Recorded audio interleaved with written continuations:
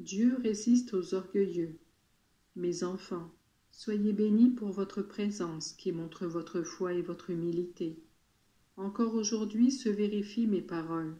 Il y a des personnes qui voient mais ne perçoivent pas, ou qui croient voir mais sont aveugles, et des personnes qui croient entendre mais qui sont sourds, ou qui entendent mais ne comprennent pas. Je suis heureux de manifester ma sagesse à travers des instruments dociles et incapables, pour anéantir la fausse science et la soi-disant sagesse humaine.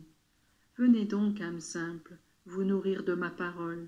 C'est moi, Jésus, la parole éternelle du Père, et celui qui m'accueille acquiert la vraie sagesse. C'est moi qui vous nourris et qui rend claire la vérité, et je vous donne la force pour que vous puissiez résister au mal. Venez, venez, mes enfants, et ne résistez pas à l'Esprit Saint. Il vous appelle à la sainteté. Mais comment pourrez-vous vaincre le malin qui rôde parmi les familles et dans le monde entier, si vous ne vous nourrissez pas du Verbe? Je me présente à vous sous les voiles eucharistiques, c'est-à-dire les apparences du pain. Mais comment apprendrez-vous à bien me recevoir et m'honorer si vous marchez dans les ténèbres de l'esprit? La lumière que je vous donne rend la foi simple pour vous. Elle vous la fait aimer et pratiquer.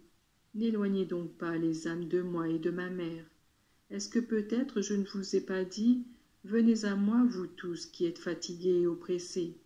Mais dites-moi, qui ne se sent pas actuellement oppressé sous le poids de la croix? Et qui vous aidera à surmonter les difficultés toujours croissantes dont le monde est volontairement en train de se charger? Si l'extraordinaire abonde, c'est parce que les maux extraordinaires doivent être combattus et surmontés. Ne voyez-vous pas la cécité envahissante, l'explosion de l'immoralité?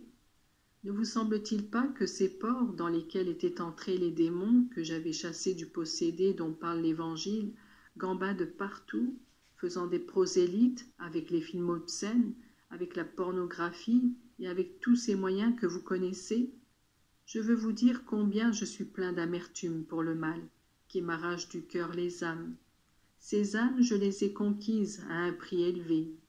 Tous les fidèles, religieux et laïcs, ne devraient-ils pas alors s'engager à les arracher des mains de Satan? Je le sais, le péché ne porte pas toujours la mort dans les âmes parce qu'il est causé plus par la faiblesse que par la méchanceté, et ma miséricorde est infinie pour ces misères. Mais combien de méchanceté, combien de refus de lumière et de grâce, même chez ceux qui se croient bons.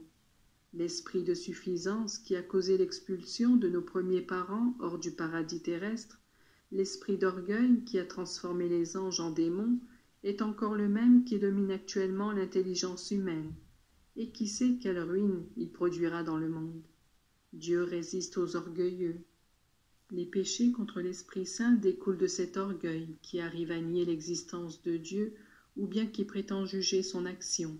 Mes enfants, si un applaudissement donné à juste titre à votre bonne volonté doit vous être un encouragement pour continuer à bien faire et à vous améliorer continuellement, ma pressante invitation doit vous rendre conscient des nécessités actuelles et doit vous aider à distinguer et à vouloir la vérité, et elle seule en l'esprit d'humilité.